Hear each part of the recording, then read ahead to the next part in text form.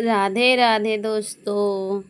कैसे हो आप सब? आई होप आप सभी बहुत ज़्यादा अच्छे होंगे। मेरे यूट्यूब आर के कुशवाहा चैनल में आप सभी का बहुत ज़्यादा स्वागत है।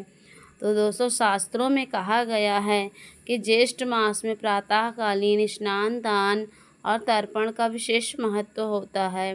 और इस समय ज्येष्ठ मास से जुड़ी हुई सुंदर सुंदर पौराणिक कथाओं का श्रवण कर रहे हैं। तो चलिए दोस्तों, आज हम ज्येष्ठ मास महात्म्य की अध्याय 6 का श्रवण करते हैं।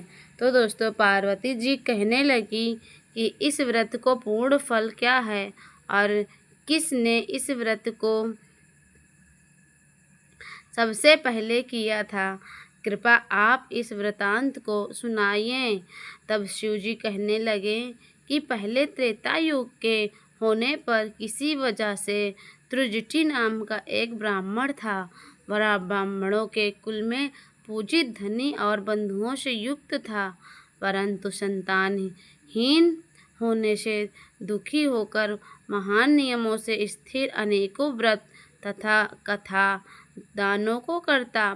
इस प्रकार व्रत आदि करते हुए बहुत समय के पश्चात उनको एक मनोहर कन्या उत्पन्न हुई। विवाह योग कन्या को देखकर वह ब्राह्मण अपनी स्त्री के साथ विचार करने लगा कि इस सुंदर कन्या को किसको दे। इसके समान कोई वर दिखाई दे नहीं देता। ऐसा विचार कर वर देखने के लिए वह एक ग्राम से दूसरे ग्राम तक तथा बहुत से नगरों में जाने के पश्चात राजाओं के मंडल में गया। अनेक क्षेत्रों में जाकर जब ब्राह्मण श्रेष्ठ को कन्या के योग्य वर न मिला, तो वह शुद्धात्मा ऋषियों के तपोवन में प्रवेश किया। फिर वह कौशिक ऋषि के आश्रम में एक श्रेष्ठ ब्राह्मण को देखा और उसका नाम शिव शर्मा था। उसके माता पिता नहीं थे। दूसरा प्रसिद्ध नाम रूप शशि था। समस्त भूमंडल में उसके जैसा स्वरूपवान और कोई नहीं था। इस कारण से ऋषियों ने उसका नाम रूप राशि रख दिया था। आशय प्रकट किया है। ऋषियों द्वारा विवाह प्रस्ताव का अनुमोदन करने पर वह विश्वकर्मा को साथ लेकर हर्ष से प्रफुल्लित होकर नगर को आया और समस्त बंधुजनों को एकत्रित कर कन्या का विवाह शिव शर्मा के साथ कर दिया।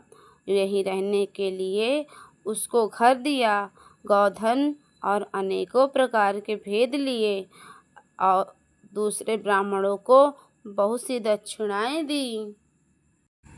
शिवराम सहित सुशीला गुणवती के साथ प्रपंच जनित अपूर्व सुख का आनंद करने लगे। इसके बहुत समय पश्चात काल से प्रेरित वह विश्व शर्मा ब्राह्मण संविदा के निमित्त वन को गया और उस वन में एक वृक्ष की छाया में जाकर बैठ गया। उसी समय शिव शर्मा को एक अजगर आकर निकल गया और किसी ने इस कार्य को नहीं देखा तथा सूर्यदेव भी अस्त हो गए। सूर्यास्त होने के पश्चात सास ससुर और स्त्री ने सेवकों को साथ लेकर और मशाल जलाकर वन के समस्त स्थानों को देखा और सारी रात्रि खोज होती रही तथा सूर्य उदय होने पर भी जब शिव शर्मा नहीं मिला, तो वो निराश और दुखी होकर अपने घर चले आए। पतिव्रता गुणवती अपने पिता के घर में शोकाकुल होकर रहने लगी और नित्य देवता के पूजन में रत रहती।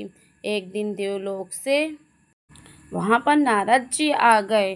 गुणवती ने विधिवत नारद जी को पूजन किया और बारंबार उनको प्रणाम करने लगी।